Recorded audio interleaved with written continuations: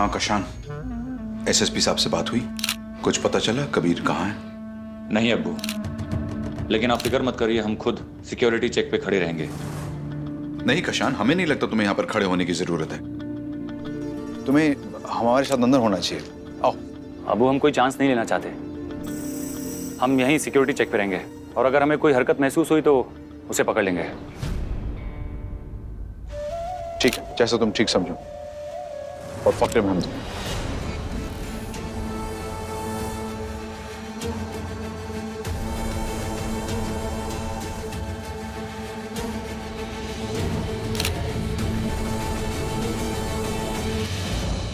कातिल की हिफाजत और पुलिस का हुजूम, अल्लाह खैर करे। कबीर मियां ने एक मिशन शुरू किया है, बेनकाब। अल्लाह जाने होगा क्या।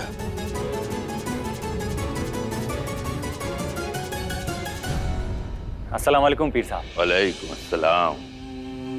हमसे बहुत बड़ी गलती हो गई इमरान। हमें बीच रास्ते में कबीर को उतरने ही नहीं देना चाहिए था। उसे नहीं पता कि यहाँ पर कितनी सख्त सिक्योरिटी है। ये भी नहीं पता कि वो किसके साथ आने वाला है।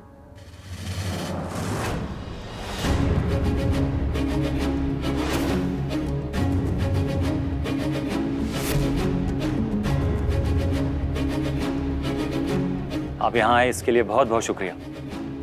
अब्बू आपको देख के बहुत खुश होंगे।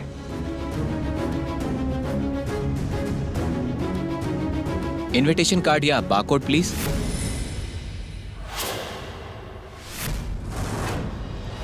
ये क्या कर रहे हो तुम? पीर साहब से इनविटेशन बारकोड मांग रहे हो? कोई बात नहीं, बहस करने की जरूरत नहीं है, हमारे पास इनका बारकोड है। शुक्रिया। Yes sir. कितनी सख्त सिक्योरिटी है इमरान। कबीर अंदर कैसे जाएगा? अभी तो कबीर आया भी नहीं है। एक्सक्यूज मी, इनविटेशन कार्ड या बारकोड प्लीज। अना फी आलिम अना सवी पीर साहब।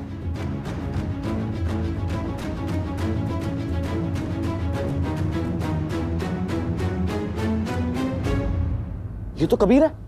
कहाँ? वो जिसको रोका था अभी। वो दाढ़ी की?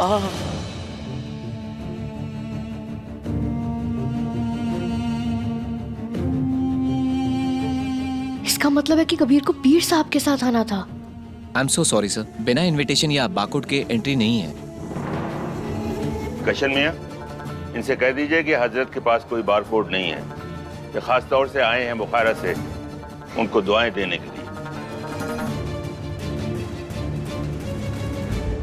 ये पीर साहब के साथ आए हैं, इन्हें भी अंदर जाने दीजिए आप। आई एम सॉरी सर, हम नहीं अंदर जाने दे सकते क्योंकि सिक्योरिटी की जिम्मेदारी हमारी है। हम समझ सकते हैं कि फंक्शन आपका है, पर क्या कर सकते हैं, कंपनी का लॉ है।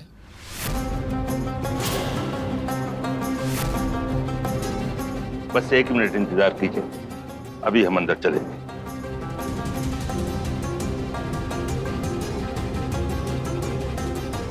जवाब साहब, क्या बदतमीजी है ये। मिन्नतें करके आपने बुलाया है हमें, इस तरह बेइज्जती करने के लिए? कायदे से आपको खुद यहां मौजूद होना चाहिए था हमारे इस्तकबाल करने के लिए। लगता है जीत का नशा चढ़ गया है आपके सर पर। खुदा हाफिज। पीर साहब, माफ कीजिएगा, अब हमें इल्म नहीं था कि सिक्योरिटी ने आपको रोक लिया है। अरे ये पीर साहब हैं, ये ख्वाब में भी हमें नुकसान नहीं पहुंचा सकते। और ये हजरत हैं आपके साथ, आने दीजिए इन्हें। ला ला ला ला।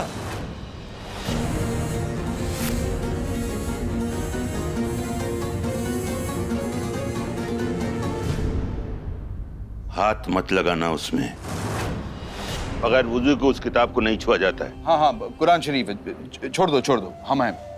आइए हजरत।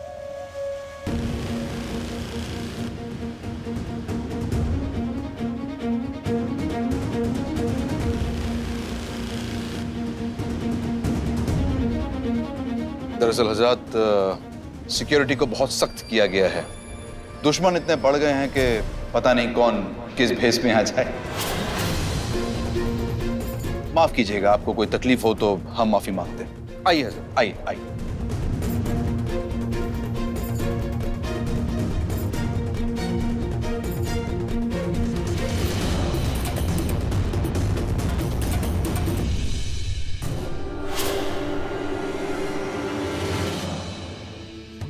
अच्छा अच्छा, उस साइड शुक्रन।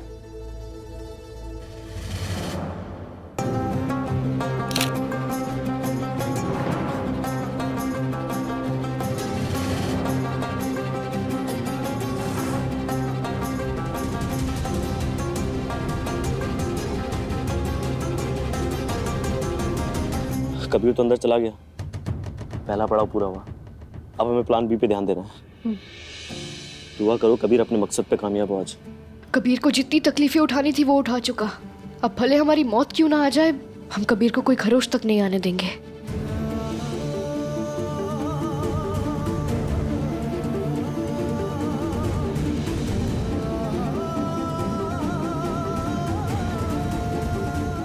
इसे क्या देख रहे हो?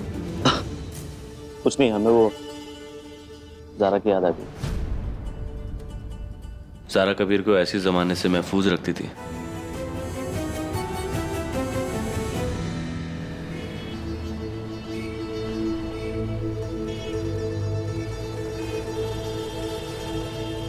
ख़वातीन और हजरात, पीर साहब, आप सबका इस शपथ समारोह में बहुत बहुत स्वागत। अल्लाह ने हमें हर उस चीज से नवाजा है जिसकी हमने उससे उम्मीद की थी। इज्जत, दौलत, जायदाद, आप सबका प्यार। ये इलेक्शन हम इसीलिए लड़ना चाहते थे कि हमें जो मिला वो हम कौम को लौटा सके, आप सबकी खिदमत कर सके, आपके जिंदगियों में सुकून ला सके, आपको इंसाफ दिला सके। अब जब इंसाफ की बात हुई है तो हम आपको बताना चाहते हैं कि हमने इंसाफ के लिए क्या किया। हमारा बेटा कबीर, हमारे जिगर का टुकड़ा, बदकिस्मती से एक दिमागी बीमारी का शिकार हो गया।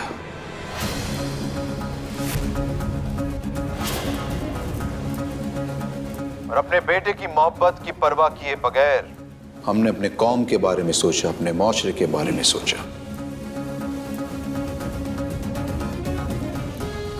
और अपने बेटे को पागल खाने भिजवा दिया ताकि वो माशरे के लिए, हमारे कौम के लिए कोई खतरा न बने।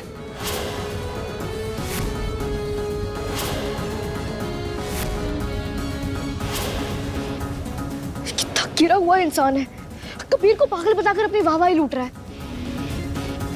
अब इसे कुर्बानी कह लीजिए या इंसाफ।